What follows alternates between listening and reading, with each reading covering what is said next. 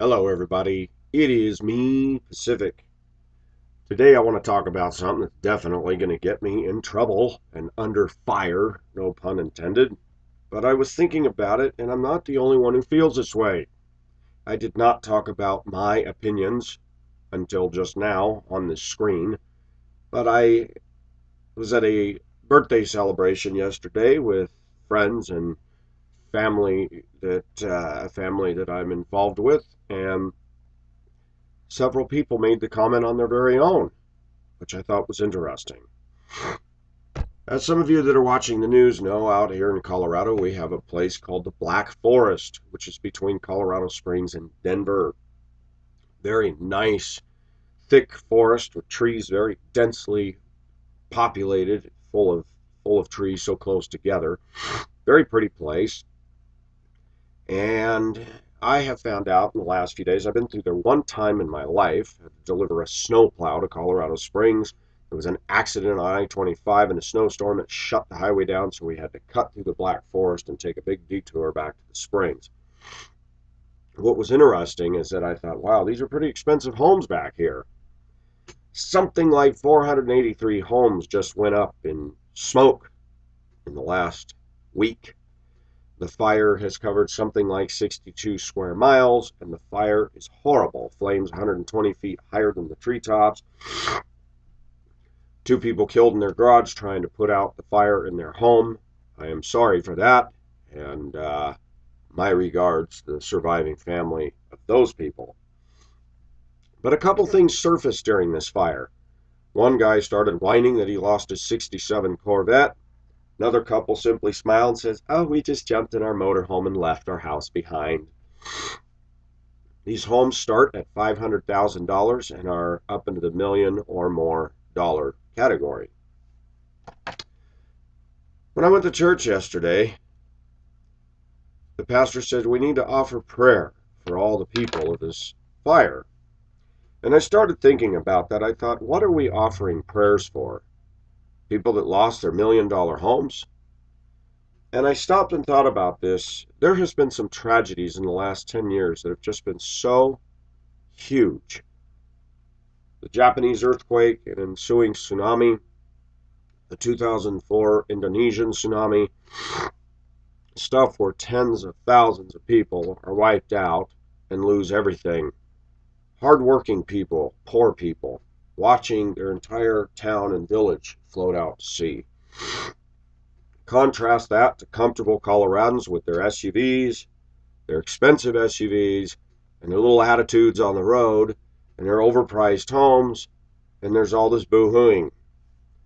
I'm trying to be as objective and as sensitive as I can, but I don't have a lot of compassion for people with homes that expensive losing their homes. We don't need homes that big. And a lot of people that are listening to me are going to go, "Pacific, you are rude." Let me tell you something. I lived in Colorado for 10 years, from 95 to 2005, and I've now been here over a year since my return last year. And I've noticed something. I noticed something leaving church yesterday and getting on the freeway, C470. People in Colorado, by and large, are jerks. And the biggest jerks are the ones with the SUVs, the big pickups, the Audis and Lexus and Mercedes and Beamer cars. And they are rude. They don't just pass me, they pass me at a breakneck speed, cut 2 inches in front of me with no turn signal. You flash your high beams and out becomes the middle finger. The attitude that I have found in Colorado is not a good one. And the more time I've spent on the road, the more time I've spent walking around local parks and lakes, most people don't smile and say hello. And I know many people will say, "Well, Pacific, that's all over the country now." It is. But I've noticed a certain brand of rude out here. Every place has its own rude fingerprint. Colorado's no exception. I love Colorado. I love the Rocky Mountains. I love the thunderstorms. There are certain things in Colorado that the rest of the country just doesn't have. The Rocky Mountains are huge here, and they're wonderful. The girlfriend and I went up and saw a couple bighorn sheep the other day. We went cruising up to 12,000 feet, went for a hike. I took her to some area attractions, and she was just spellbound. I said, yeah, this treasure is right in our backyard and we need to get out and see it. What disturbs me is we're offering prayer for people that have bought more home than they need. All status, all showing off, all selfishness, all vanity. Now, I care about hardworking people, people who buy small homes, who work hard to provide a roof over their head for their families. If a fire went through a working blue collar neighborhood and tore up 483 homes, yeah, that would be pretty tragic. But in this area, my only sadness is for the destruction of the forest and two people who did, yes, try to put out the fire by staying behind. Not sure why they stayed behind. The danger was quite huge, and I was telling somebody last night, I don't care how much I love my house, a big wall of fire's coming after it. I'm getting in my pickup and squealing tires out of there. It's not worth it. I care about the firefighters. I care about the people on the front lines that are putting themselves in complete danger to protect these opulent homes. I'm not too compassionate about the people who lost them. Simply put, I see the way they drive. I see the way they are. Now, let me give a disclaimer. Is everybody who lives in these kinds of homes jerks? Probably not. But my general experiences with upper end people like that, watching them on the road, watching them in life, there's an elitist mentality, there's a stuck up mentality, and you lost your $1 million home. Wah. We all know insurance is going to pay for it. So other than some mementos and some personal effects that you cannot replace, you really haven't lost much. I wonder how many of these people in the Black Hills or Black Forest that are complaining and whining and very distraught about this have thought about the years of disasters of people who've lost everything and live in countries where they have no insurance. Did they ever help them out? Did they ever give them a dime? Of course not. I've said it before and I'll say it again. The more I watch the jerkness of American people when I'm driving and how rude and lawless they are, we need more stuff to hit people, to shake them up, to make them realize that, you know what, it's not all about you. I noticed when I lived in Duluth, Minnesota, we had 100-year worst snowstorm that came in. And when that storm came in, it shut down the whole city. And all of a sudden, neighbors came out and talked to neighbors that had never talked to neighbors before. Why? Stuck in your house, can't get out. So much for independence. Then you need to rely on somebody. The older couple that's got a weak back needs a guy like me to come over and shovel their path just so they can get out their door. Same with disasters. Unfortunately, though a bad thing happens, it does tend to unite people. That's a good thing, because there's two things that we as a society have forgotten. We need God and we need people. Sorry for those of you that don't believe in God. I know you're going to go, I don't need him. Your very next breath comes from him, partner. And if you think I'm joking you, just give it enough time. One day God will take that from you too. The point that I'm trying to make is when we get to a point where materialism and SUVism and driving like a jerk and me first takes precedence over my safety and my rights, and you don't care about me, do you think I care that your $1 million home burned up? I don't care. Personally, I'm tired of people building and cluttering up beautiful forests and beautiful areas just so you can have that elite mentality of we live in the Black Forest. Well, la-di-da. Black Forest is gone now. A lot of it. My point is that I watch people every day. I make my observations, and I don't like those kind of people. Do I wish for disaster to befall people? No. I heard about this, and it's horrifying and it's sobering to see walls of flames coming down. And I'm like, my gosh, I hope the children are safe.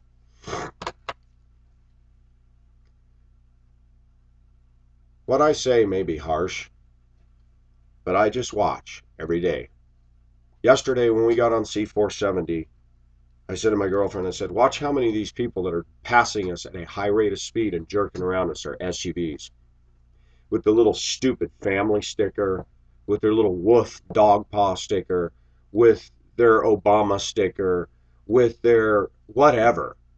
I'm spending our grandchildren's inheritance stickers, whatever. And I've seen a trend over and over and over. Those that are comfortable, those that have money, guess what? They're the rudest. Why is that? Do you know John Steinbeck made a comment, folks? That when adversity comes, people cling to God and cling to each other. But give a nation prosperity, and I can bring it to its knees in greediness, selfishness, and all kinds of problems. If I wanted to destroy, now I'm totally paraphrasing, if I wanted to destroy a nation, the way to do it is to give them prosperity. We are seeing that in America.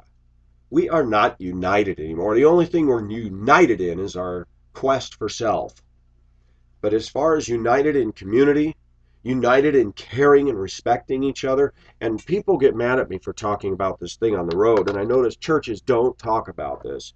Yesterday we heard a sermon on holiness and morality and the homosexual issue and all the sexual sins that people commit and all this, and the sermon was dead on, but not one word has been said in most churches I've been in about the way we drive. I've even heard Christians say, it doesn't matter how I drive, I don't think Jesus is concerned because I went over the speed limit. Really? The Bible says submit to the governing authorities. Obey those that have the rule over you. And Americans stick their middle finger in the face of just about everything. I can drive as fast as I want. I'm a good driver. Screw that. And then when you do it, you can't even give me the courtesy of a turn signal. I've done some experimenting out there on the road. Somebody jerked around me on the morning rush hour commute. This has happened many times. So close that I flashed my high beams on and off, and they hit their brake lights. The immaturity of Colorado people is astounding. Women, they know what they're doing. They know they just deliberately did something to you. You're in the right lane. You're out of the way. You're going posted 55 or 65 miles an hour. And you react to what they did, and they're going, hey. I remember one time I was walking my son, and a woman with her teenage daughter in the car. There was a frontage road in front of a store. This was in Colorado, right in Lakewood. We looked both ways. Half a block away in this frontage road, there's a stop sign to my left, a ways from me. There was a car coming. I totally misjudged it. Had my son by the hand. We start stepping out. I thought, well, she's got a stop sign and she's way down there. She was on me right now, and she stopped right at my kneecap with the front bumper. I said, whoa. I said, you need to slow down. It's 5 miles an hour and here's a stop sign. She goes, oh, yeah, you dragged your son out in the middle. I said, no, ma'am, I did not. We walked back to her parking spot. She tore around us, and I said, you know, ma'am, you're a very dangerous driver. The teenage daughter says, no, she isn't. I said, ma'am, you were half a block from me. It's 5 miles an hour. I live here. I always look to make sure somebody stopped. You weren't even at the stop sign yet down there, 300 feet away from me. She got out and started yelling, you're stalking me, you're stalking me. And I just put my hands in the air and I said, let's go, son. I said, we're dealing with a basket case. Other people saw what had happened. Other people saw what she did. Women are some of the worst. When it goes to being let in traffic, they're the worst.